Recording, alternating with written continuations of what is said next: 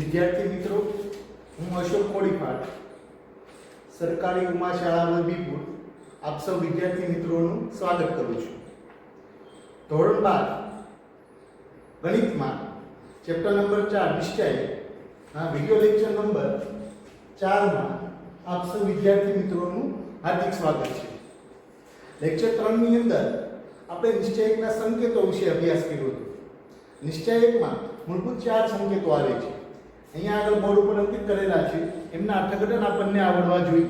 તો આજે આપણે એમના પ્રમેયો વિશે સંકેતો આધારિત નિશ્ચયકના ગુણધર્મ અથવા તો પ્રમેયોનો આપણે અભ્યાસ કરીશું. તો સૌથી પહેલા આપણે નિશ્ચયકના સંકેતોનો અભ્યાસ કરી લઈએ, જે આપણે છેલ્લા લેક્ચરમાં જોયા હતા. પહેલો સંકેત છે આપણી પાસે RI થી CI. આમના નિશ્ચયકના સંકેતના આપણે અર્થઘટન આવડવા જોઈએ. પહેલો સંકેત છે RI થી CI. નિશ્ચયકની બધી જ હારની અનુરૂપ સ્તંભમાં ફેરવવા માટે વપરાતો સંકેત. તો RI થી CI નું અર્થઘટન શું થાય? કે જ્યારે નિશ્ચયકની દરેક હારની અથવા તો બધી જ હારની અનુરૂપ સ્તંભમાં ફેરવવી હોય ત્યારે આપણે આ સંકેતનો ઉપયોગ કરી શકીએ. સંકેત નંબર 2 છે આપણી પાસે RI જે કૌંસમાં CI છે. બે રીતે આપણે સંકેતો લખેલા છે. બેમાંથી તમે ગમે તેનો ઉપયોગ કરી શકો. RI જે કૌંસમાં CI છે આ પહેલી રીતે છે. પછી RI થી RJ અને CI થી CJ બંનેના અર્થઘટન સેમ થાય છે. પહેલી વાત કરીએ આપણે RIJ ઓફ CI છે. તો RIJ ઓફ CI છે અથવા તો RI થી RJ અથવા તો CI થી CJ એનું અર્થઘટન શું થશે? કે નિશ્ચયકની કોઈ પણ બે હાર કૌંસમાં સ્તંભની અદલા બદલી માટે વપરાતો સંકેત. સંકેત નંબર 4 છે RI ઓફ K કૌંસમાં CI ઓફ K અથવા તો RI થી KRI કૌંસમાં CI થી KCI. એમનું અર્થઘટન શું થાય? કે નિશ્ચયકની કોઈ પણ હાર કૌંસમાં સ્તંભને અચળ k વડે ગુણવા માટે વપરાતો સંકેત. આ સંકેત નંબર 3 હતો. સૌથી મહત્વનો છે લેક્ચરમાં વાત કરી સંકેત નંબર 4. વિદ્યાર્થીઓ અવારનવાર એમાં ભૂલો કરતા હોય છે. RIJ ઓફ K કૌંસમાં CIJ ઓફ K. પહેલા તો આ સંકેતનો આપણે અર્થઘટન અહીંયા આગળ બંને સંકેતોના થોડા અર્થઘટન અલગ થાય છે. પહેલા જોઈએ આપણે RIJ ઓફ K એટલે I ની હારને k વડે ગુણી j ની હારમાં ઉમેરવા માટે વપરાતો સંકેત. સેમ વસ્તુ આપણે સ્તંભમાં કહી શકીએ. I માં સ્તંભને k વડે ગુણી j માં સ્તંભમાં ઉમેરવા માટે વપરાતો સંકેત. અહીંયા આગળ જે આપેલો છે આપણે RI થી RI વત્તા KRJ. તો ત્યાં આગળ આપણે ઉલટેથી શરૂ કરવાનું કે j ની હારને k વડે ગુણી I ની હારમાં ઉમેરવા માટે વપરાતો સંકેત અથવા તો j માં સ્તંભને k વડે ગુણી I માં સ્તંભમાં ઉમેરવા માટે વપરાતો સંકેત. તો આપણે આ 4 સંકેતોનો છેલ્લા લેક્ચરમાં અભ્યાસ કર્યો હતો. હવે એને અનુરૂપ આપણે નિશ્ચયકના ગુણધર્મનો અભ્યાસ કરશું. તો પહેલા તો આપણી પાસે 4 સંકેતો અવેલેબલ છે. તો એ ચારે 4 સંકેતોને અનુરૂપ 4 ગુણધર્મ આવે છે નિશ્ચયકમાં, અથવા તો એને આપણે નિશ્ચયકના પ્રમેયો કહીએ. એને આધારિત સંકેતો અને ગુણધર્મને આધારિત દાખલાઓનો આપણે નેક્સ્ટ લેક્ચરમાં અભ્યાસ કરશું. પહેલા તો આપણે નિશ્ચયકનો પહેલો સંકેત જોઈએ અથવા તો ગુણધર્મ નંબર 1 જોઈએ. ગુણધર્મ નંબર 1 શું કહે છે? કે નિશ્ચયકની બધી જ હારની અનુરૂપ સ્તંભમાં ફેરવતા નિશ્ચયકનું મૂલ્ય બદલાતું નથી. તો આ સંકેત નંબર 1 છે. નિશ્ચયકની બધી જ હારની અનુરૂપ સ્તંભમાં ફેરવતા નિશ્ચયકનું મૂલ્ય બદલાતું નથી. તો પહેલા તો આપણે અહીંયા આગળ ઉદાહરણ નંબર 6 લીધેલું છે કે મેં નિશ્ચયક આપેલો છે આપણને. પછી આપણે ગુણધર્મ નંબર 1 નો ઉપયોગ કર્યો કે જ્યારે બધી હારને સ્તંભમાં ફેરવી ત્યારે શું થાય છે? ખરેખર નિશ્ચયકનું મૂલ્ય બદલાતું નથી કે અલગ અલગ મળે છે. તો અહીંયા આગળ આપણે આ ગુણધર્મનો સાબિત તો આપણે કરતા નથી કારણ કે એક્ઝામમાં પૂછાતી નથી, પણ આપણે એ ગુણધર્મ ચકાસી લઈએ કે ખરેખર આવું થાય છે કે જ્યારે હારને સ્તંભમાં ફેરવવામાં આવે તો બે નિશ્ચયકો અલગ અલગ છે પરંતુ બંનેના મૂલ્ય કેવા મળશે? સેમ મળશે. તો આપણે ગુણધર્મ નંબર 1 કહીએ છીએ. તો એને આપણે જોઈએ. અહીંયા આગળ હવે ત્રિહાર નિશ્ચયકનું વિસ્તરણ આપણે લેક્ચર નંબર 2 માં જોયું હતું. તો અહીંયા આગળ આપણે આ નિશ્ચયકનું વિસ્તરણ કરીએ તો મેં તમને વાત આપણે નિશ્ચયકનું વિસ્તરણ 6 રીતે બન્યા છે.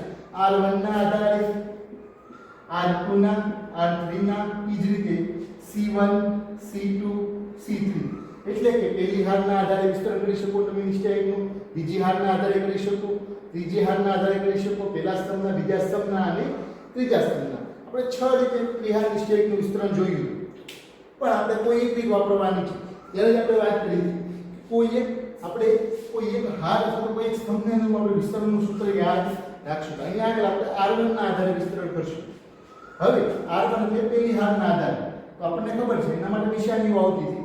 કે પેલી નિશાની કઈ આવશે પ્લસ આવશે આપણે આવો કાંઈક અભ્યાસ કર્યો હતો કે plus minus plus minus plus minus plus minus plus જ્યારે પેલી હારના આધારે વિસ્તરણ કરતા હોય તો પેલી નિશાની કઈ આવશે પ્લસ બીજી નિશાની માઈનસ અને ત્રીજી નિશાની કેવી આવશે આપણા માટે પ્લસ આવશે તો પહેલા ઘટકના આધારે હવે બે જે હાર અને જે સ્તંભમાં હોય ભૂલી જવાનું વધે હું આવડે 0 4 5 7 એક પ્રકારનો દ્વિહાર નિશ્ચયક મળ્યો હવે દ્વિહાર નિશ્ચયકનું વિસ્તરણ કરવું હોય તો અગ્ર વિકર્ણનો ગુણાકાર ઓછા શું થાય તો બાહ્ય વિકર્ણનો ગુણાકાર આપણે કરીએ તો 0 ગુણ્યા કેટલા આવશે 0 ગુણ્યા 7 એટલે 0 ઓછા 5 ચોકોને 20 હવે વચ્ચે નિશાની કઈ આવશે માઈનસ આપણી પાસે -3 છે અહીંયા નિશાની કઈ આવે છે આપણી પાસે માઈનસ હવે -3 તો -3 જે હાર અને જે સ્તંભમાં હોય ભૂલી જવાનું તો 6 ગુણ્યા -7 એટલે 6 + 42 -45 વચ્ચે નિશાની કઈ આવશે માઈનસ 6 જે હાર -3 જે હાર અને જે સ્તંભમાં હોય ભૂલી જઈએ વધે હું 6 4 1 અને -7 તો 6 + 42 વચ્ચે નિશાની કઈ આવે માઈનસ 1 ચોકું 4 હવે ત્રીજો ઘટક જોઈએ આપણે વત્તા ત્રીજી નિશાની કઈ આવે છે આપણી પાસે ત્રીજા ઘટક માટે કે પ્લસ આવે છે તો 5 આ બધા એક્ઝામ્પલ આપણે પહેલા લેક્ચરમાં 4 ટોપિકમાં અભ્યાસ કર્યો હતો હવે જોઈએ 5 જે હાર અને જે સ્તંભમાં હોય ભૂલી જઈએ 6 × 5 = 30 ઓછા 1 × 0 એટલે શું થશે 0 હવે બે કૌંસમાં -20 એટલે કેટલા થશે એનો આપણે આગળ જોઈએ પછી માઈનસ માઈનસ પ્લસ 3 -42 -4 એટલે -46 વત્તા 5 કૌંસમાં 30 તો -40 ઓછા 46 તો આપણે જોઈએ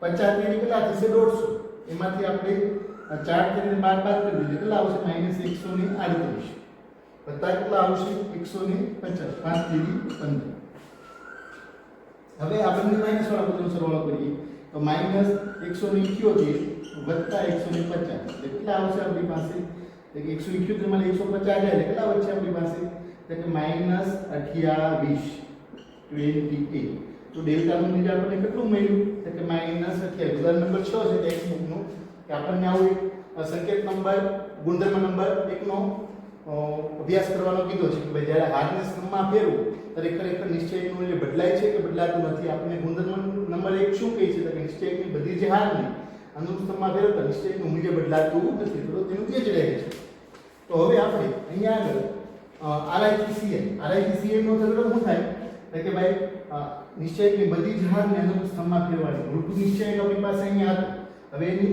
દરેક હારને આપણે સ્તંભમાં ફેરવીએ છીએ એટલે પહેલી હાર છે તમારો પહેલો સ્તંભ થઈ જશે બીજી હાર છે તમારો બીજો સ્તંભ ત્રીજી હાર છે તમારો ત્રીજો સ્તંભ થઈ જશે હવે આનું આપણે વિસ્તરણ કરીએ છીએ તો પહેલો ઘટક 2 તેની R1 ના આધારે કરીએ છીએ આપણે 0 × -7 એટલે શું થશે આપણી પાસે 0 5 ચોકુને 20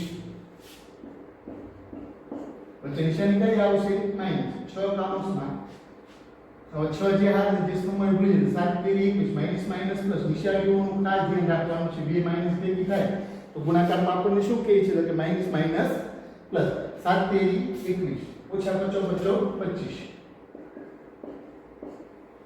વત્તા 1 કૌંસમાં 1 જે હાર જે સ્તંભમાં ભૂલી 4 તેરી 12 -12 ઓછા 0 5 × 0 એટલે શું થાય 0 -40 ઓછા 6 કૌંસમાં કેટલા થશે -4 વત્તા 1 કૌંસમાં -12 તો -40 ઓછે વચ્ચે વત્તા 24 ઓછા 12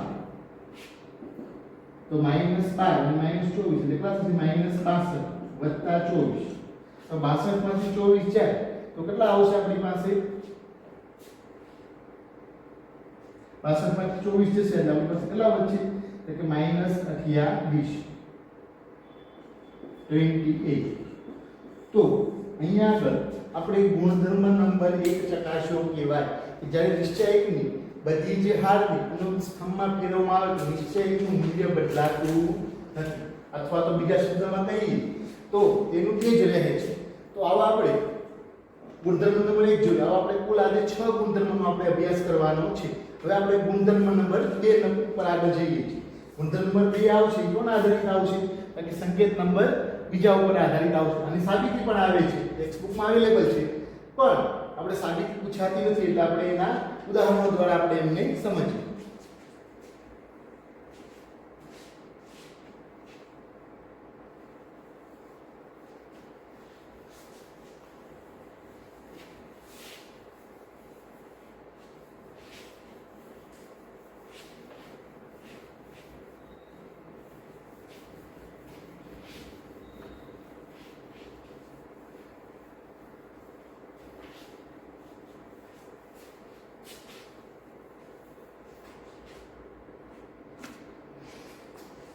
હવે જોઈએ આપણે ગુણધર્મ નંબર 2. નિશ્ચયકના ગુણધર્મ પહેલાનો આપણે અભ્યાસ કર્યો, ગુણધર્મ નંબર 2. હવે બીજો ગુણધર્મ આપણને શું કહે છે કે બીજા સંકેત આધારિત નિશ્ચયકની કોઈ પણ બે હાર કે સ્તંભની અદલાબદલી કરતા નિશ્ચયકનું મૂલ્ય ચિહ્નમાં બદલાય છે. હવે ચિહ્ન એટલે શું કે આપણે જ્યારે કોઈ બે હાર કે સ્તંભની અદલાબદલી કરીએ, દાખલા કે પહેલા નિશ્ચયકનું મૂલ્ય પ્લસ મેળવ્યું હોય તો બીજા નિશ્ચયકનું મૂલ્ય કેવું મળે? દાખલા કે આપણે ડેલ્ટાનું મૂલ્ય કાંઈક +1 મેળવ્યું હોય તો ડેલ્ટા ડેશનું મૂલ્ય શું મળે આપણને? કાંઈક -1 મળે. કે +1 મેળવ્યું છે ડેલ્ટા તો -1 મળશે, આ -1 મેળવ્યું છે ત્યારે આ કેવું મળશે આપણને? પ્લસ મળશે. એટલે કે નિશ્ચયક કોઈ પણ બે હાર કે સ્તંભની અદલાબદલી કરતા નિશ્ચયકનું મૂલ્ય ચિહ્નમાં બદલાય છે. તો એનો આપણે ગુણધર્મ નંબર 2 લખીએ. નિશ્ચયકની કોઈ પણ બે હાર કાઉન્સમાં સ્તંભ ની અદલાબદલી કરતા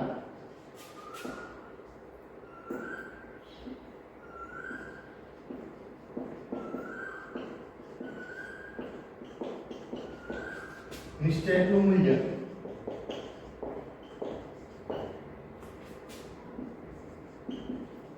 ચિહ્નમાં બદલાય છે.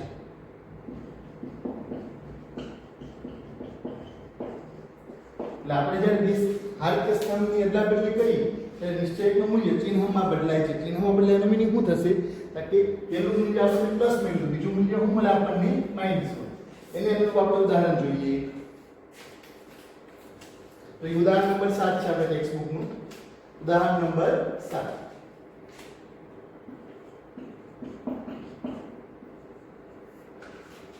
આપણને એક નિશ્ચયક આપેલું છે ડેલ્ટા.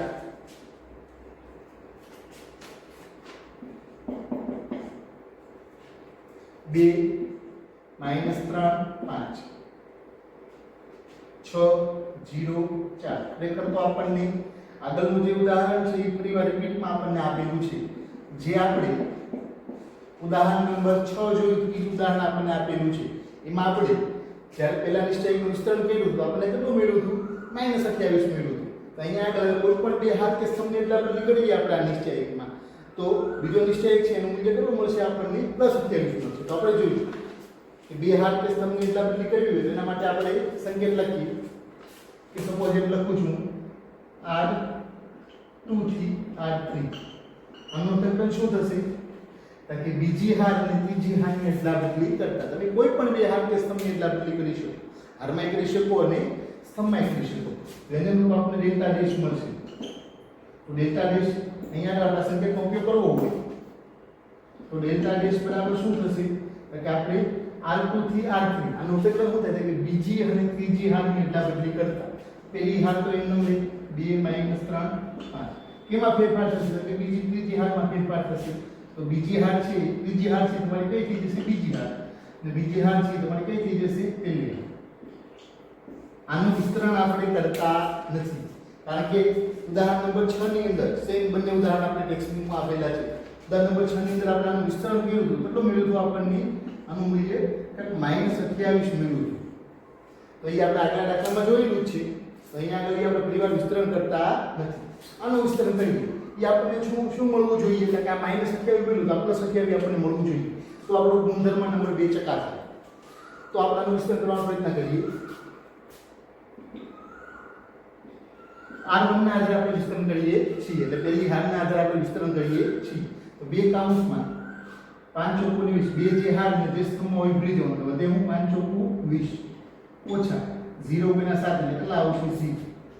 વચ્ચે નિશાની કઈ આવે માઈનસ -3 છે 2 - 2 એટલે કૌંસનો ઉપયોગ ખાસ કરવાનો હવે -3 જે હાર જે સ્તંભ હોય ભૂલી જઈએ તો 4 * 4 ઓછા 6 * 7 -42 વત્તા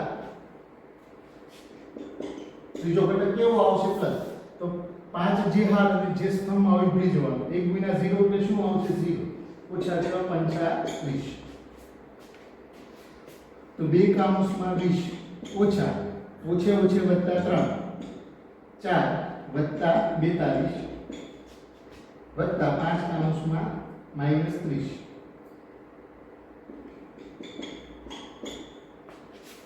तो 20 * 2 = 40 42 * 4 = 46 વત્તા 3 કાઉન્સમાં 46 ઓછા 150 तो 40 વત્તા 46 તેરી કેટલા થશે કે 138 ઓછા 150 તો 40 વત્તા 138 કેટલા થશે 178 ઓછા 150 28 તો આપણે જે વાત કરી હતી કે ગુણધર્મ નંબર 2 આપણને શું કહે છે તો કે નિશ્ચયકની કોઈ પણ બે હાર કાઉન્સમાં સ્તંભની અદલા બદલી કરતા નિશ્ચયકનું મૂલ્ય ચિહ્નમાં બદલાય છે એટલે આપણે કે અહીંયા આગળ બીજી ને ત્રીજી હારની આપણે અદલા બદલી કરી છે તો જે પેલો મૂળભૂત નિશ્ચયક હતો એનું મૂલ્ય આપણે કેટલું મળ્યું હતું -28 મળ્યું હતું તો આપણે જ્યારે બે હાર અને સ્તંભની અદલા બદલી કરી અને નિશ્ચયકનું વિસ્તરણ કર્યું કેટલું મળે છે આપણને +28 મળે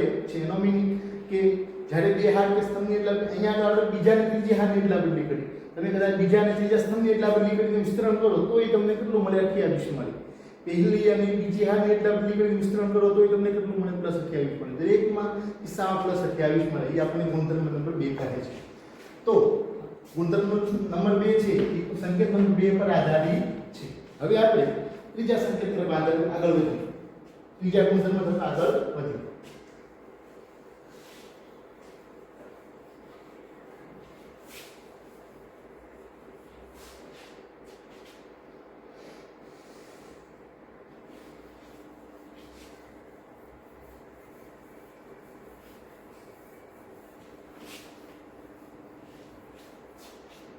गुणधर्म नंबर 3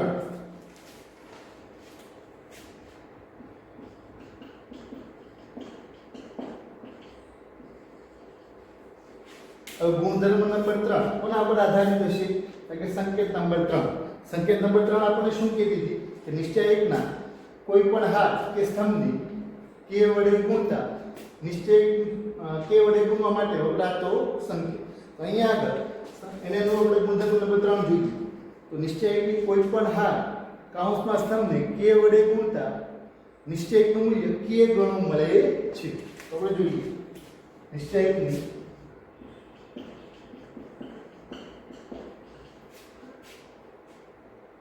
કોઈ પણ હાર કાઉન્સમાં સ્તંભ ને અચળ k વડે ગુણતા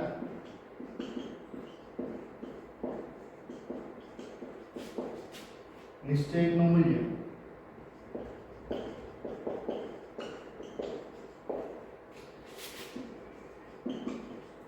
k ગણું મળે છે તો આ સંકેત નંબર 3 પર આધારિત ગુણધર્મ નંબર 3 છે શું કહે છે આપણને કે નિશ્ચયકની કોઈ પણ હાર કે સ્તંભને k વડે ગુણતા નિશ્ચયકનું મૂલ્ય k ગણું મળે છે એનું આપણે એક ઉદાહરણ જોઈએ એક્સ્ટ્રા છે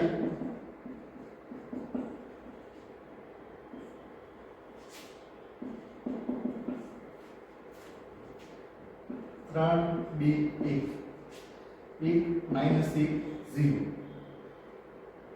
4 2 1 હવે અહીંયા આગળ આપણી પાસે એક નિશ્ચયક છે હવે આપણે શું કીધું છે કે નિશ્ચયક કોઈ પણ હાર કે સ્તંભને k વડે ગુણતા નિશ્ચયકનું મૂલ્ય k ગણું મળે છે તો એને આપણે જોઈએ પ્રક્રિયા કરીએ C1 થી 2 C1 આનો અર્થ શું થાય કે પહેલા સ્તંભને 2 વડે ગુણતા. તો આપણે જોઈએ એની આગળ જે નિશ્ચયક છે તો સંકેત નંબર ગુણધર્મ નંબર 3 નો ઉપયોગ કરતા નવો નિશ્ચયક આપણને શું મળે આપણે ડેલ્ટા ડેશ નામ આપીએ. મૂળભૂત નિશ્ચયક આપણો ડેલ્ટા હતો, નવો નિશ્ચયક આપણે શું લઈએ ડેલ્ટા ડેશ. તો પહેલા સ્થાને કેટલા વડે ગુણવાના છે 2 વડે. તો 3 દૂની 6, 2 એકા 2, દરેક ઘટકને 2 વડે ગુણાશે. 4 દૂની 8. બાકીના બધા ઘટકો જે છે એમનામ જ રહેશે. હવે અહીં આગળ આપણે એ જોવાનું છે કે પહેલા નિશ્ચયકનું વિસ્તરણ કરીએ એ સપોઝ આપણને 5 મેળવવું તો બીજા નિશ્ચયકનું મૂલ્ય કેવું મળે આપણને k ગણું. હવે k ગણું એટલે આપણે જેના વડે ગુણ્યા હોય એટલા ગણું આપણને મળે. અહીંયા આગળ પહેલા સ્તંભને કેટલા વડે ગુણ્યા છે આપણે 2 વડે. તો આ સપોઝ 5 મેળવ્યું તો આપણને કેટલું મળે 10. જો મેં -2 વડે ગુણ્યા હોય તો આ 5 મળે તો આ કેટલું મળવું જોઈએ આપણને ફરજિયાત કે -10 મળવું જોઈએ. તો જોઈએ આપણે પહેલા નિશ્ચયકનું વિસ્તરણ કરીએ તો પ્રથમ હારના આધારે કરીએ છીએ. પેલો ઘટક 3 જે હારની જે સ્તંભ હોય ભૂલી જવાનું. બધે હું આપણી બે હાર નિશ્ચયક વધે તો -1 ગુણ્યા 1 એટલે કેટલા આવશે -1 ઓછા 2 ગુણ્યા 0 એટલે શું આવે 0. હવે બીજો ઘટક 2 તો નિશાની કઈ આવશે માઈનસ. તો બે જે હાર જે સ્તંભ હોય ભૂલી જવાનું. 1 0 4 1 1 એકા 1 ઓછા 4 ગુણ્યા 0 એટલે કેટલા થશે 0 વત્તા ત્રીજો ઘટક કેટલો આવે +1.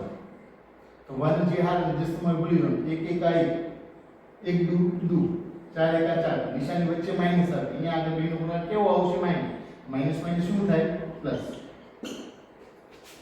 3 કૌંસમાં -1 ઓછા 2 કૌંસમાં 1 વત્તા 1 કૌંસમાં 6 -3 ઓછા 2 વત્તા 6 કેટલા મળશે આપણને કે -5 વત્તા 6 તો કેટલા મળ્યા આપણને +1. તો અહીંયા આગળ ડેલ્ટાનું મૂલ્ય કેટલું મળ્યું છે આપણને +1. તો આપણને આના આધારે તમને આઈડિયા તો આવી જવો જોઈએ કે ડેલ્ટા ડેશનું મૂલ્ય કેટલું મળશે. તો કે આપણે નિશ્ચયની કોઈ પણ હાર કે સ્તંભને અચળ k વડે ગુણીએ તો નિશ્ચયકનું મૂલ્ય k ગણું મળે છે. તો અહીંયા આગળ આપણે કેટલા વડે ગુણ્યા છે 2 વડે. તો આ નિશ્ચયકનું મૂલ્ય આપણને 2 મળવું જોઈએ. આપણે વિસ્તરણ કરીએ 6 જે હાર જે સ્તંભ હોય ભૂલી જવાનું.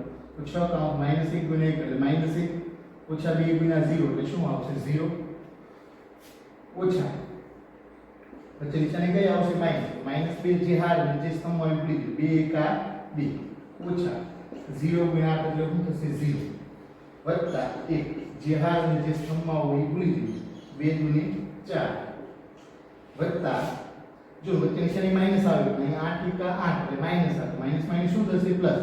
તો +1 તો -6 ઓછા 4 વત્તા 4 પેલી બાકી કૌંસમાં 12 -6 ને -4 કેટલા થાય -10 વત્તા 12 તો +2. તો ડેલ્ટા ડેશનું મૂલ્ય આપણને કેટલું મળશે +2 મળશે. તો જે ગુણધર્મ નંબર 3 આપણને શું કહે છે નિશ્ચયની કોઈ પણ હાર કૌંસમાં સ્તંભને અચળ k વડે ગુણતા નિશ્ચયકનું મૂલ્ય k ગણું મળે છે.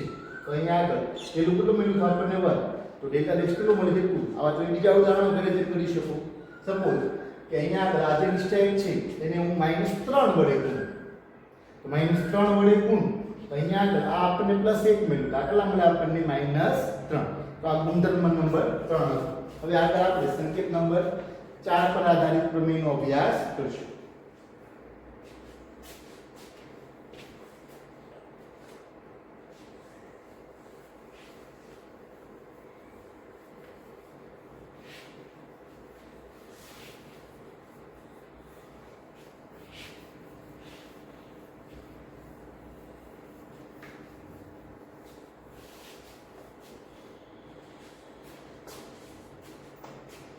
ગુણધર્મ નંબર 4 તમને ચોપડીમાં આડાવડા આપેલા હશે. હું આ 4 સંકેતોને અનુરૂપ ક્રમમાં લઉં છું. આપેલા છે તે બધા ક્રમ કદાચ આડાવડા હશે. તમે જોઈ લેશો તો તમને આઈડિયા આવી જશે. હવે સંકેત નંબર 4 શું કહેતો હતો કે નિશ્ચયકની આપણે આ સંકેતનો ઉપયોગ કરશું. આગળ જરા ટેક્સ્ટ બુક આપણને આપેલો છે એટલે આ સંકેતનો ઉપયોગ કરી શકો. આ સંકેત શું કહે છે આપણને કે જે ની હાર કૌંસમાં સ્તંભને k વડે ગુણી i ની હાર કૌંસમાં સ્તંભમાં ઉમેરવા માટે વપરાતો સંકેત. તો એના માટે આપણે એનું વાક્ય લખીએ કે નિશ્ચયકની કોઈ પણ હાર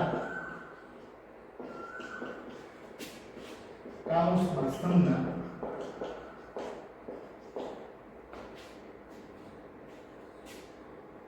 પ્રત્યેક ઘટકને કે વડે ગુણી અન્ય હાર કાઉન્સમાં સ્તંભના અનુરૂપ ઘટકમાં ઉમેરતા નિશ્ચયકનું મૂલ્ય બદલાતું નથી.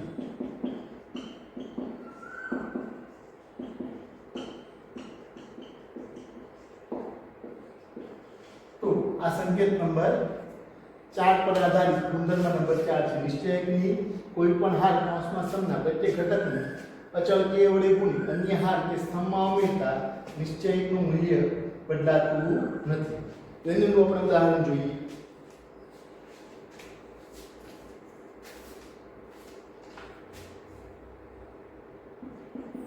આપણે આગળ જે ઉદાહરણ આપ્યું હતું એ જ ઉદાહરણ લઈએ છીએ.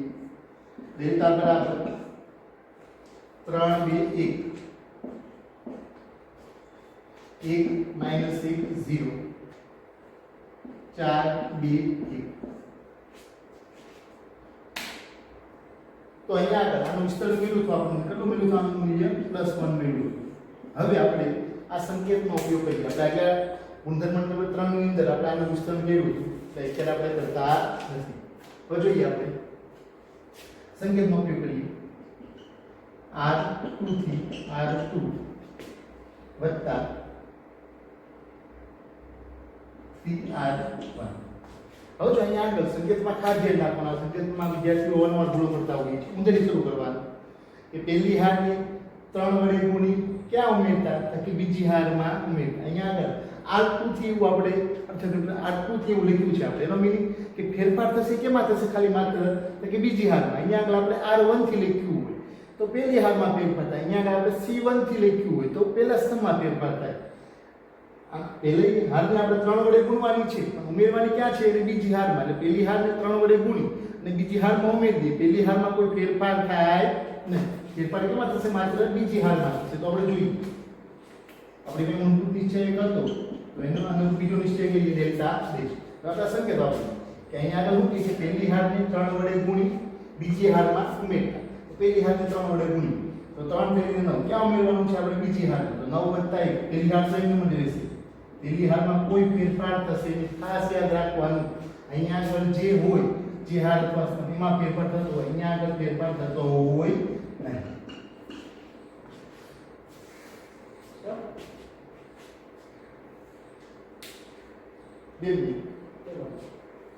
તો અહીંયા આગળ કોઈ ફેરફાર થતો હશે નહીં.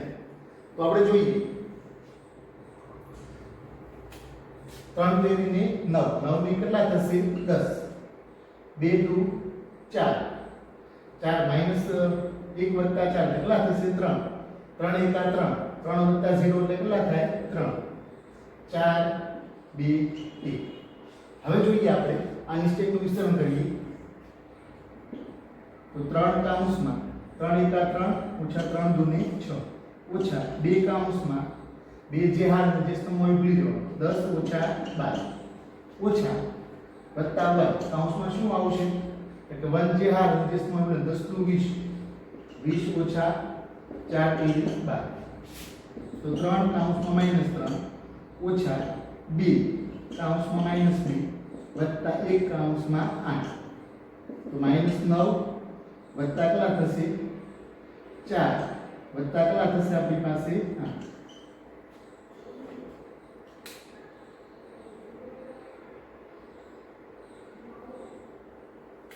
તો 4 ને કેટલા થશે આપણી પાસે? અહીંયા આગળ આનો વિસ્તરણ આપણે કર્યું હતું તો કેટલા મળ્યા હતા આપણે? 3 2 -1 -1 0 4 2 1. અહીંયા આગળ આપણે ભૂલ થઈ લાગે.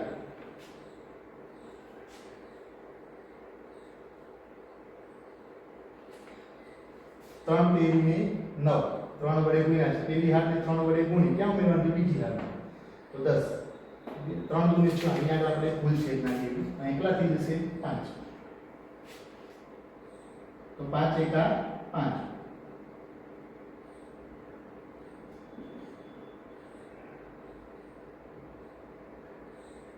10 દુ 20 ઓછા 5 ચોખ્ખું,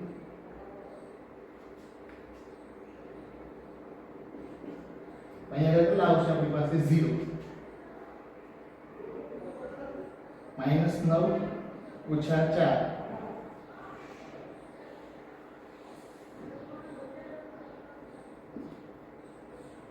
તો -3 વત્તા 4 વત્તા 0, તો કેટલા આવશે +1. એટલે થોડીક એવી ભૂલ થઈ ગઈ હતી અહીંયા આગળ તરફ 5 આવશે એટલા માટે વિસ્તરણમાં થોડો ઘણો ફાર થયો છે, બાકી બીજું કંઈ છે નહીં. ઓકે, હવે નેક્સ્ટ લેક્ચરમાં આપણે મળશું.